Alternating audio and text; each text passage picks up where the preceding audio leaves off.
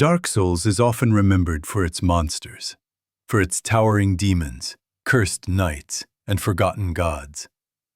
But the true horror of this world was never the creatures that rose from the dark.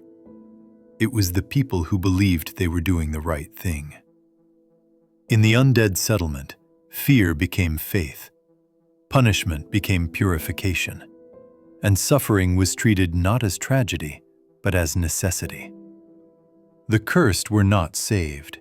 They were removed, hidden away beneath gallows and cages, their bodies offered to the earth in the hope that the problem would simply disappear. And for a time, it seemed to work. But curses do not vanish when ignored. They sink deeper. This is the story of the Curserotted Greatwood, not a beast born of chaos, but a living monument to a city that buried its sins and prayed they would never return. The Curserotted Greatwood is often remembered as a grotesque obstacle, a malformed tree bursting with pale growths guarding a transposing kiln. But this understanding misses the truth. The Greatwood is not a monster born of chaos. It is not a servant of the abyss, nor a failed experiment of sorcery. It is the final confession of the Undead Settlement. The settlement was never meant to be a place of healing. It was a place of removal, where undead could be hidden from sight, worked until they broke, and disposed of when they became inconvenient. The curse was treated not as a tragedy, but as a stain, something to be scrubbed away through punishment. Faith in the Way of White taught the villagers that suffering purified the soul, that pain was not cruelty, but necessity. And so gallows filled the streets, cages lined the walls.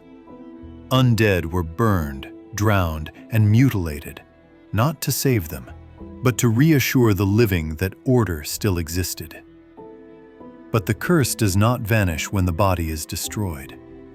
It lingers.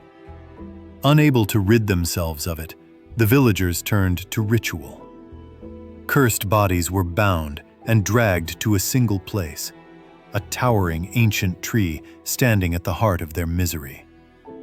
There, the dead were hung, nailed, and left to rot. The tree became an altar, an unspoken pact between the people and the earth itself. Let the ground remember, so we do not have to. The Greatwood absorbed everything it was fed. Curse seeped into its roots. Resentment stained its bark. Souls clung to it, denied release. Over time, the tree began to change. Its surface split, revealing swollen white sacs beneath, growths that resemble eggs, tumors, or boils, depending on how you look at them. These growths are not merely grotesque, they are symbolic. In a world obsessed with fire, rebirth, and legacy, the Greatwood's offspring are malformed, stagnant, and lifeless. This is not creation, it is accumulation, a parody of life born from cruelty rather than love. Even so, the villagers did not stop. They worshipped the tree in silence, feared it, relied on it. The Greatwood became both executioner and scapegoat, carrying the weight of the settlement's sins while the people continued as before. This is why the Curserotted Greatwood does not awaken in rage. It awakens in collapse. When you encounter it, the tree does not charge or strike with intent. It groans. Its limbs give way under its own mass. The arena itself caves in, revealing a pit of corpses beneath, proof that the ground has been hollowed out by generations of death. The battle is not against a beast. It is against a structure that has been forced to exist beyond its purpose. The Greatwood fights because it is breaking apart. Each sack you destroy is not a weak point, but a wound reopened. The screams it emits are not those of hatred, but of release, as though something long suppressed is finally allowed to surface.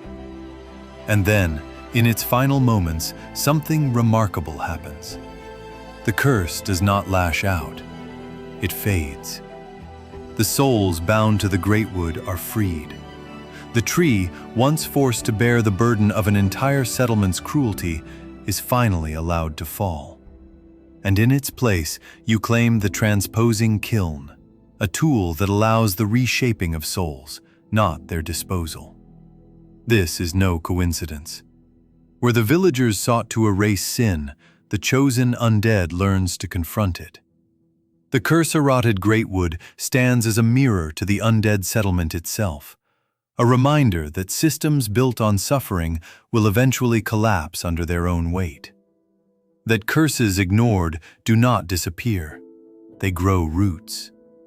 And perhaps the most tragic truth of all is this: the Greatwood never chose to become cursed. It was taught. And so the Curserotted Greatwood falls, not as a victory, but as an ending. Nothing is saved by its death. The Undead Settlement does not heal. The cruelty that birthed the curse does not vanish. But something important does happen. For the first time, the burden is no longer buried. The sins of the settlement are no longer hidden beneath bark and soil.